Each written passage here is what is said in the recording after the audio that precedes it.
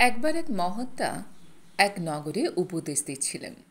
তিনি বলছিলেন যে কোনো ব্যক্তিকে একটু চিন্তা ভাবনা করে তার শব্দের ব্যবহার করা উচিত। নিজের ব্যবহারের উপর, নিজের শব্দের উপর নিয়ন্ত্রণ করা উচিত।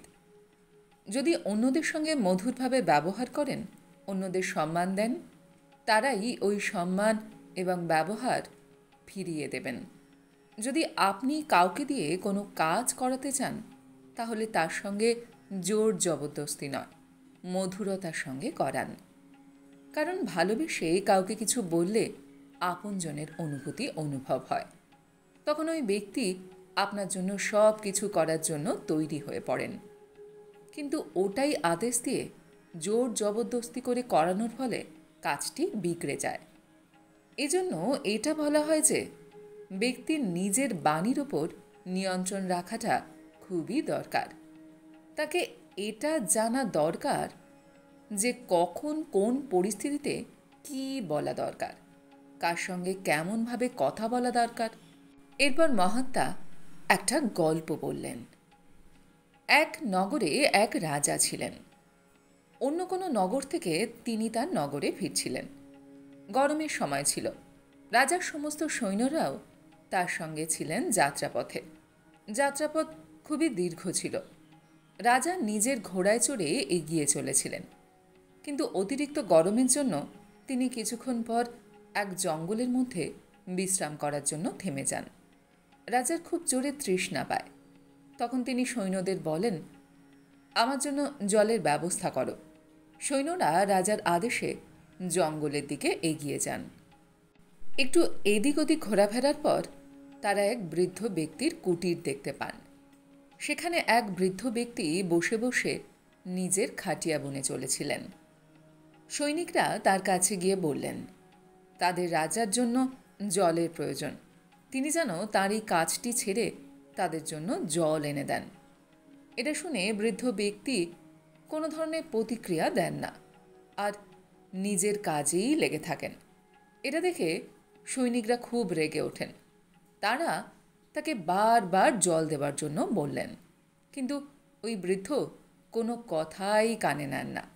এটা দেখে তারা আবার রাজার কাছে ফিরে যান আর রাজাকে বলেন, হে মহারাজ, আশেপাশে কোনো জল নেই এখানে। অনেক কষ্টে আমরা একটা বৃদ্ধের কুটির খুঁজে পাই, কিন্তু তিনি আমাদের জল দিলেনই না। এটা শুনে রাজা তার মন্ত্রীকে সেখানে পাঠান আর বলেন, যাও, তুমি ওই বৃদ্ধের থেকে জল নিয়ে এসো। মন্ত্রী চলে যান। সেখানে পৌঁছে তিনি দেখলেন যে বৃদ্ধ তার কুটিরের বাইরে সমস্ত ঘাস পাতাকে পরিষ্কার করছেন। মন্ত্রী গিয়ে খুব অহংকারের সঙ্গে বললেন, বুড়ো ব্যক্তি, তুই কি এটাও জানিস না এখনই যে সেনারা এসেছিলেন তারা রাজার সেনা ছিল, আর মহারাজ জলের জন্য প্রতীক্ষায় বসে আছেন। এক্ষুনি এক্ষুনি যা, তার জন্য জল এনে দে। এটা শুনে বৃদ্ধ কিছুই বললেন না। মন্ত্রী এটা দেখে খুবই রেগে ওঠেন আর বললেন, তুই কি বুড়ো হওয়ার সঙ্গে সঙ্গে বধির হয়ে পড়েছিস? কখন থেকে জল চেয়ে যাচ্ছি, আর তুই কোনো জল দেবার নামই নিচ্ছিস না। যা, শীঘ্রই যা, জল নিয়ে আয়। এর বদলে তোকে কিছু অর্থ দিয়ে দেব, তাতে তোর পেট বেশ ভরে যাবে। এরপর এটা শুনে বৃদ্ধ বললেন, দাঁড়াও, আমি তোমার থেকে কিছুই চাই না। তুমি নিজেই একজন ভিখারি। তুমি আমাকে কি দেবে? তুমি তো নিজেই আমার কাছে হাত পাচ্ছ, আমি নই।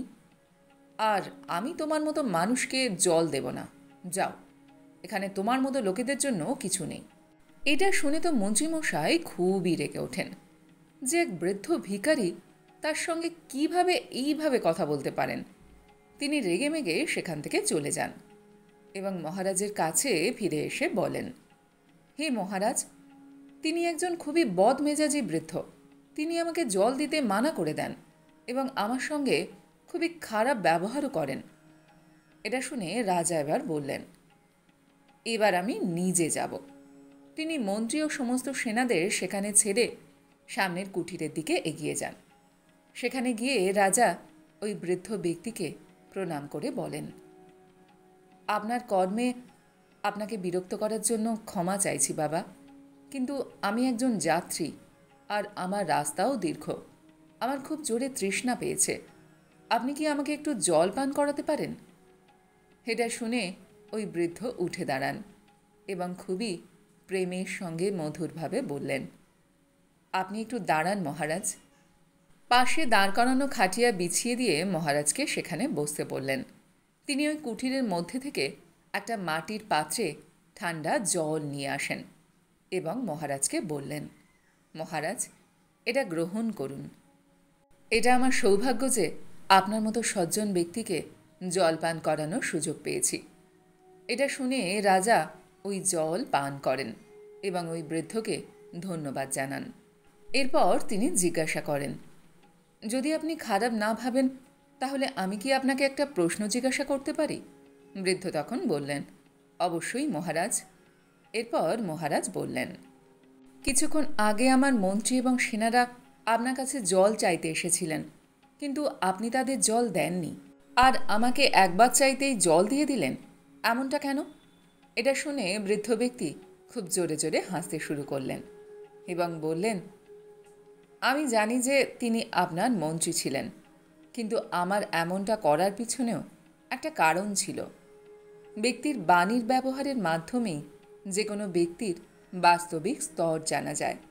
যখন আপনার ব্যক্তিরা আমার কাছে আসেন, তাদের বাণীর ব্যবহার খুবই খারাপ ছিল। ওই সময় তারা কিছুই চাইছিলেন না, তারা আদেশ দিচ্ছিলেন।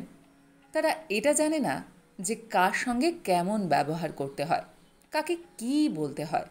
তাদের ব্যবহার এতটাই খারাপ ছিল যেটা আমার একদমই পছন্দ হয়নি। তারা শুধুমাত্র খারাপ ব্যবহারই করেনি, অপমানও করেছিলেন। আর এই ধরনের ব্যক্তিদের আমি কখনোই সাহায্য করি না। তারপর যদি আপনার কথা বলি, তাহলে আপনি একজন মহারাজ হয়েও এতটা বিনয়ের সঙ্গে কথা বললেন, এতটা সাধারণভাবে আমার কাছে এলেন, এটাই যথেষ্ট। এই কারণে আমি আপনার কথা শুনলাম এবং তাদের কথা এই কারণেই শুনিনি। খুবই সাধারণ ব্যাপার, যাতে তিনি রাজা হোক কিংবা কোনো ভিখারি।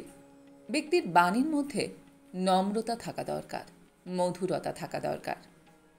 যখন আমরা নিজের বাণীকে সবসময় মধুর রাখি, সবাইকে একই ধরনের সম্মান দিয়ে থাকি, ভালোবাসা দিয়ে থাকি, নিজের মধুর বাণীর মাধ্যমে কাউকে দুঃখ নয় সম্মান দিয়ে থাকি, স্নেহ দিয়ে থাকি, তখন সবাই আমাদেরও সম্মান দিয়ে থাকেন, আমাদের জন্য সব কিছু করতে রাজি থাকেন।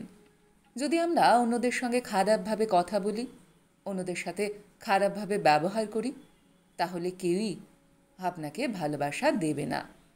আপনি একজন রাজা, আপনি আপনার বাণীর মধ্যে সরলতা রেখেছেন, আর তার পরিণাম আপনার সামনে। এটা শুনে রাজা উঠে দাঁড়ান এবং তিনি বললেন, আপনি সত্যিই বলেছেন, ব্যক্তিকে একটু ভেবেচিন্তে কথা বলা দরকার।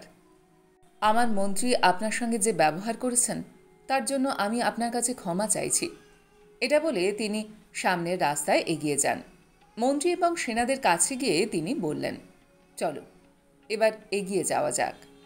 রাজার সেনা এবং মন্ত্রী রাজাকে জিজ্ঞাসা করলেন, আপনি কি জলপান করেছেন? রাজা তখন বললেন, হ্যাঁ। এটা শুনে তারা আবারও জিজ্ঞাসা করল, কিন্তু কিভাবে? আমাদের তো তিনি কোনো জবাবই দেননি। এর উপর আমাদের সঙ্গে তিনি দুর্ব্যবহার করেছেন, আপনাকে জল দিয়ে দিলেন, এটা কিভাবে হলো? এরপর রাজা বললেন, যখন তোমরা নিজের বাণীর ওপর নিয়ন্ত্রণ করে ফেলবে, এটা বুঝে যাবে যে কোনো ব্যক্তিকে কখন কিভাবে কি বলা দরকার, তখন তোমরা নিজেই সম্মানের পাত্র হয়ে উঠবে। এটা বলে মহারাজ তার সামনে রাস্তায় এগিয়ে পড়েন। বন্ধুরা, এই ছোট্ট কাহিনীটা আমাদের অনেক কিছু শিখিয়ে যায়। এই কাহিনীর মাধ্যমে একটি খুবই স্মরণ কথা বোঝানো হয়েছে। যে কোনো ব্যক্তি, রাজা হোক কিংবা প্রজা, সম্মান এবং প্রেম সবাই আশা করেন। এই জন্য কখনো কারোর সামনে এমন শক্ত ব্যবহার করবেন না যেটা তাকে দুঃখ দেয়। আপনার কথার মধ্যে মধুরতা থাকা অবশ্যই দরকার, আর এটা তখনই হবে যখন আপনি আপনার বাণী একটু চিন্তাভাবনা করে ব্যবহার করবেন। দেখবেন আপনি সমস্ত জায়গায় সম্মানের পাত্র হয়ে পড়েছেন। আর আপনি খুব সহজেই সাধারণ মানুষের ভালোবাসা পেতে পারবেন। আজকের এই ভিডিওটা আমি এখানে শেষ করলাম।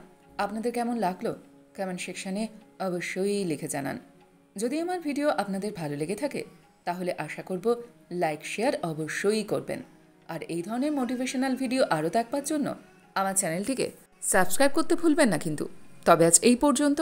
আমি খুব তাড়াতাড়ি আবারও অন্য কোনো মোটিভেশনাল ভিডিও নিয়ে আপনাদের কাছে চলে আসছি। সবাই খুব ভালো থাকবেন, সুস্থ থাকবেন, আনন্দে থাকবেন। নমস্কার।